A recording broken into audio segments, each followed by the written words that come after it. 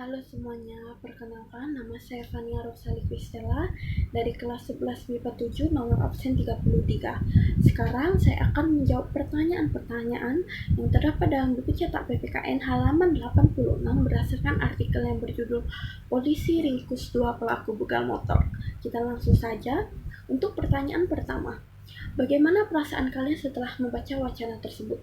Perasaan saya setelah membaca wacana tersebut, saya merasa iba dan kasihan terhadap orang-orang yang menjadi korban pembegalan tersebut. Saya juga merasa kecewa terhadap pelaku pembegalan karena tidak mengikuti hati nuraninya sendiri. Menurut saya, ketika kita melakukan tindakan yang salah, hati nurani akan muncul, akan memperingatkan, akan menyadarkan kita bahwa tindakan itu salah, tidak boleh dilakukan. Ketika hati nurani muncul, pilihan akan tetap ada pada kita. Kita akan mengikuti hati nurani atau tidak. Dan berdasarkan kasus pembegalan ini, tentu saja pelaku tidak mengikuti hati nuraninya, sehingga ia tetap melakukan aksi pembegalannya. Untuk pertanyaan yang kedua, menurut kalian apa yang menyebabkan terjadinya kasus tersebut? Ada banyak kemungkinan. Kemungkinan pertama, pelaku pembegalan merupakan seorang pengangguran yang tidak memiliki pekerjaan dan didesak oleh kebutuhan ekonomi sehingga ia harus mencari uang untuk memenuhi kebutuhannya. Namun, dalam mencari uangnya, ia melakukan pekerjaan yang tidak halal, pekerjaan yang tidak boleh dilakukan.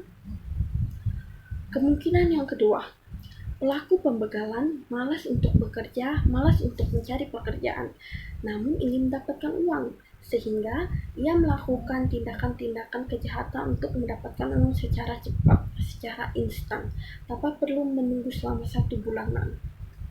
Kemungkinan yang ketiga, korban pembegalan merupakan seorang perempuan atau seorang parubaya yang sudah berumur, sehingga pelaku merasa bahwa akan sangat mudah untuk menyingkirkan korban tersebut karena ia tidak akan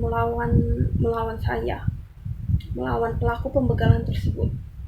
Kemungkinan yang keempat, korban membawa barang-barang berharga seperti mobil, motor, emas, perhiasan, HP, dan barang-barang berharga lainnya, sehingga pelaku pembegalan merasa bahwa saya akan untung jika saya membegal orang ini saya akan mendapatkan banyak uang, sehingga ia melakukan aksi pembegalan tersebut. Kemungkinan yang kelima, korban berjalan sendirian atau membawa kendaraan sendirian di tempat yang rawan pembegalan, yang sepi, yang gelap, dan kurang pencahayaan, sehingga aksi pembegalan akan sangat mudah terjadi. Untuk pertanyaan yang ketiga, apa saja aturan yang dilanggar oleh pelaku pembegalan tersebut? Menurut saya, pelaku pembegalan tersebut telah melanggar hak asasi manusia, yaitu hak untuk hidup dan hak untuk tidak disiksa. Karena berdasarkan kasus ini, pelaku pembegalan telah mengambil nyawa 2 orang manusia yang tidak bersalah. Tentu saja, hal tersebut salah, melanggar hak asasi manusia dan juga peraturan yang ada di negara kita untuk tidak menghilangkan nyawa seseorang.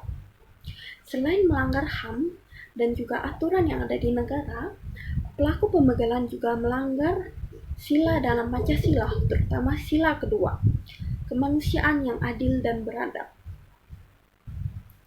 Yang kedua, pelaku pembegalan telah melanggar peraturan karena ia mengambil hak-hak yang bukan menjadi miliknya. Itu merupakan hak milik orang lain, merupakan punya orang lain, milik orang lain, namun ia ambil secara paksa, ia rampas secara paksa untuk menjadi miliknya. Tentu saja tindakan itu salah dan tidak diperbolehkan. Untuk pertanyaan yang keempat, pertanyaan terakhir, bagaimana solusi yang dapat kalian ajukan kepada pihak kepolisian untuk mencegah terulangnya kasus tersebut? Menurut saya, ada beberapa solusi yang dapat dilakukan oleh pihak kepolisian.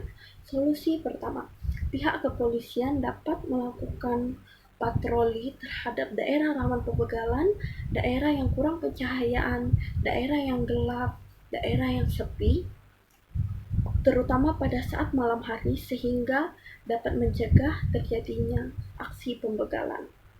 Solusi yang kedua, pihak kepolisian bisa membangun pos-pos kepolisian di daerah rawan pembegalan sehingga jika terjadi aksi pembegalan maka polisi dapat segera datang dan meringkus pelaku pembegalan. Solusi yang ketiga, polisi juga dapat menambahkan lampu-lampu atau cahaya-cahaya yang di tempat daerah-daerah yang rawan, yang gelap, yang kurang pencahayaan, yang sering terjadi kasus pembegalan, sehingga pelaku pembegalan akan berpikir 2 kali lagi untuk melakukan aksinya. Sekian jawaban dari saya. Terima kasih karena telah menyaksikan